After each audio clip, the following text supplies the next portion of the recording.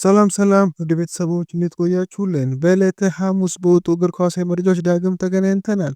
እንደተለመደው ቻናላችን አዲስ ከሆናችሁ ቻናሉን ሰብስክራይብ በማድረግ ቤተሰብ ሁኑን። አሁን ወደ ዕለቱ መረጃዎች አለፍን። አብራችሁን ቆዩ። አርሰናልና ቼልሲ አርጀንቲና ኒኮ ፓዝ ሪያል ማድሪድን የመመለስ እድል ከማግኘቱ በፊት ለማስፈረም ይሞክራሉ ሲል ሙንዶ ዲፖርቲቮ ዘግቦታል። እንዲሁም ብራዚሊያዊው ኤንድሪክ ትናንት ምሽትም ለሪያል ማድሪድ አንድ ደቂቃ አልተጫወተም። አሁን በጣም ሊሆን የሚችለው ነገር በውሰት መልቀቅ ነው። ኤንድሪክ በሪያል ማድሪድ ስኬታማ መሆን ይፈልጋል። ነገር ግን ዋናው ዓላማው ለቀጣዩ ዓለም ዋንጫ መድረስ ስለሆነ በጥር ለመልቀቅ ዝግጁ ነው ተብሏል። ዣቪ አሎንሶ ከትላንቱ ድል በኋላ ስለ አርዳ ጉለር እንዲህ ሲናገር አርዳ ጉለር ሁሌም መጫወት ያስደስተዋል። የጉለር ሁኔታ ፍሎሪያን ዊርትዝ ካገኘሁበት ጋር ተመሳሳይ ነው። መጫወት ይወዳል። ዲን ሁይሰን በኤል ክላሲኮ ላይ የመገኘቱ ነገር ቅዳሜ ይነግራቸዋለሁ ብሏል። አርኔ ስሎው ስለ ሳቡዝ ጠይቀው እንዲህ ሲሉ ይመልሳሉ። እኔ እዚህ ከነበርኩበት ጊዜ ጀምሮ ሳቡዝ ላይ እንደ ቨርጂል ቫንዴክ እና መሐመድ ሳላ ብዙ ደቂቃዎችን ተጫውቷል። ይህም ስለ እሱ ያለውን ትልቅነት ያሳያል ብለዋል። እንዲሁም ኤንዞ ማሬስካ ስለ ኤስቴቫው ጠይቀው እንዲህ ሲሉ ይናገራሉ። የኤስቴቫው አሰልጣኝ በመሆን እድለኛ ነኝ። ደጋፊዎቹ እንደ ኤስቴቫው እና ኮል ፓልመር ያሉ ተጫዋቾችን ለማየት ትኬቶችን ይከፍላል። በዚህም እድለኞች ናቸው ብለዋል። ከኤል ክላሲኮ ፊት ለማድሪድ ደጋፊዎች ጥሩ ዜና የተባለው ነገር ራውል አሴንሲዮ ጉዳት እንዳልደረሰበት በመረጋገጡ ነው። ጆን ቴራ አሁንም የቼልሲ አሰልጣኝ የመሆን ህልም አለው ሲል ዘ አትሌቲክስ አስነቧል።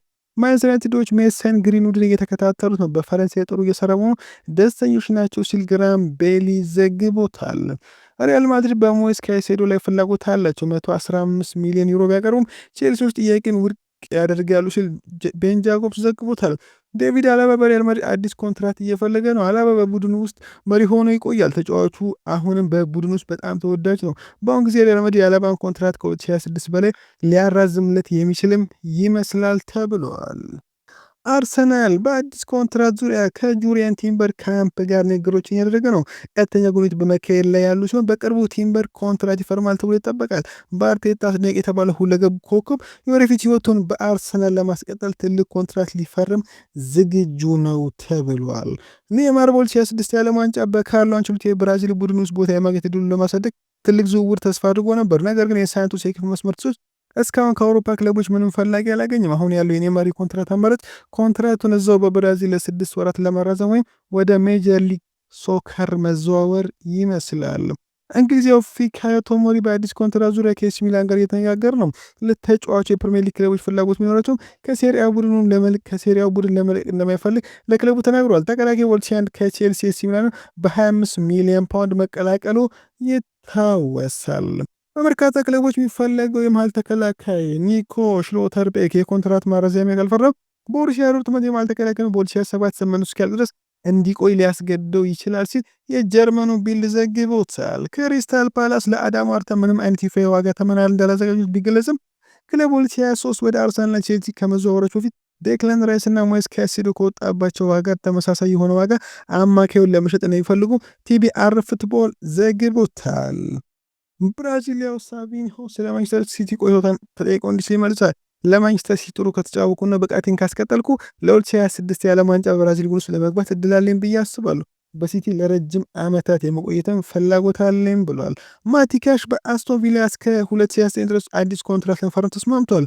እስከ 2030 የማረዘም አማራጭ እንዳለው ፋብሪዚዮ ሮማኖ ተናግሯል። እንዲሁም አስቶን ቪላ የሁለት ተጫዋች ጆን ማግኒ እና ሞርጋን ሮጀርስን ኮንትራቱ ለማራዘም የሰሩ ነው። ከሮጀርስ ጋር ነገሮች መጀመሪያ ላይ ሲሆኑ ለማግኒ አዲስ ኮንትራት ተዘጋጅቶለታል ሲል ፋብሪዚዮ ሮማኖ ተናግሯል።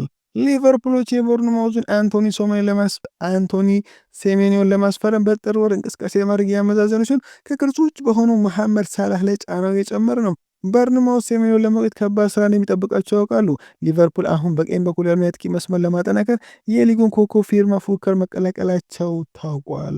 ባርሴሎና ኤሪክ ጋርሲያ ባርሳ የሚያቆዩን አዲስ ኮንትራት ለማስፈረም ከተስማሙ በኋላ ትኩረታቸውን ወደ ፌራን ቶሬስ አዲስ ኮንትራት ፊርማ ዙረዋል ሲል ስፖርት ዘግቦታል። ሃሪ ማጉዌር ማንቸስተር ዩናይትድ የሚያቆዩን አዲስ የኮንትራት ማራዘም ለመፈረም ደሞዙን ለመቀነስ ፈቃደኛ መሆኑ ታውቋል።